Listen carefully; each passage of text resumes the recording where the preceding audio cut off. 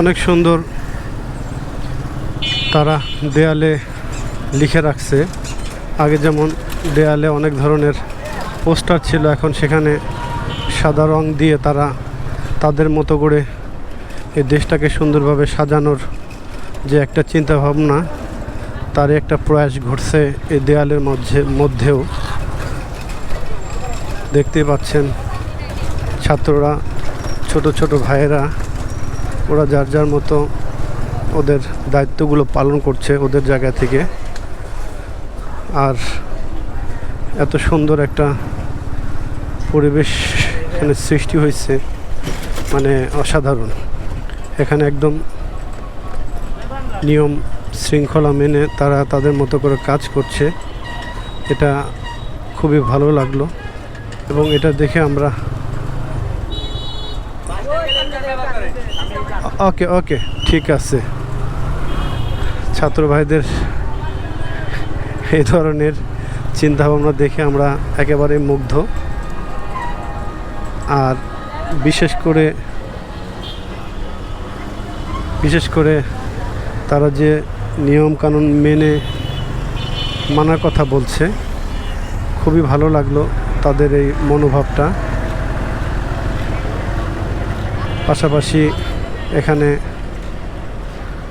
Battalion সদস্য আছে, answer battalion, তারাও ডিউটি করছে। পাশাপাশি ছাত্র ভাইরা ডিউটি করতেছে এখানে। আসলে এরকমই হওয়া উচিত স্বাধীন বাংলাদেশ।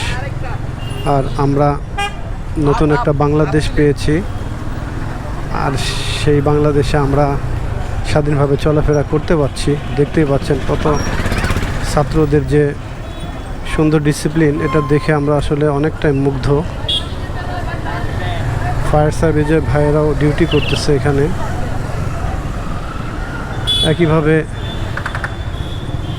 একইভাবে ছাত্ররাও ডিউটি করতেছে। তারা অনেক সুন্দরভাবে লাইন মেনে যাওয়ার জন্য সবাইকে অনুরোধ করতেছে। এটা আসলে আমরা সবাই এতে খুশি। এটা মানিকগঞ্জ জেনারেল হসপিটাল, আর এখানে সবসময় একটু ভিড় লেগেই থাকে।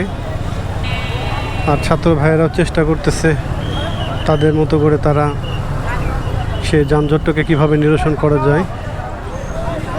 পাশাপাশি ফায়ার সার্ভিসের ভাইদেরকেও দেখতে পাচ্ছি, তারাও খুব চেষ্টা করছে এই যানজট নিরসনের জন্যে। একটা লাইন মেনে যেতে হবে, বুঝতে পারছি। খুবই ভালো লাগছে এরকম সুন্দর একটা পরিবেশ সৃষ্টি করার জন্য। আসলে এরকমটাই হওয়া উচিত, আর সেটাই আমরা ছাত্রদের মাঝে দেখতে পেয়েছি যে তারা সুন্দরভাবে মানে লেন করে দিছে। আর ছাত্রদের মাঝে আমরা একটা জিনিস আসলে বুঝতে পারলাম, বা আগামীতে দায়িত্বে যারা আসবে প্রশাসনের ভাই, তারাও মোটামুটি অবগত যে যদি ডিসিপ্লিন মেনে চলা যায়। এদিকে যাব, জি, এভাবে ডিসিপ্লিন মেনে যদি চলা যায় সেটাই ভালো, এবং সেটারও একটা শিক্ষণীয় বিষয় তারা তৈরি করে দিছে। এটা আসলে প্রশংসার দাবিদার। আমরা মনে করি আগামীর আইন শৃঙ্খলা ঠিক এইভাবে সুন্দরভাবে পরিচালিত হবে। ছাত্র সমাজ দেখিয়ে দিল যে তারা পারে, তারা কিছু করে দেখাতে পারে, এবং সেটাই দেখালো। আসলে আমরা সবাই যদি সচেতন হই, তাহলে দেশটাকে সুন্দরভাবে গড়তে পারবো। আর এই সুন্দর একটা দেশ, সুন্দর একটা দেশ আমরা পেয়েছি। আমরা এই 2024 সালে এসে আমরা এত সুন্দর একটা স্বাধীন দেশ পেয়ে আমরা নিজেরাও খুব গর্বিত। আমাদের এই সুন্দর বাংলাদেশ সামনের দিকে সুন্দরভাবে এগিয়ে যাক। সেটাই আশা করি। আমরা কোনো আর হানাহানি আর কোনো রক্তপাত চাই না।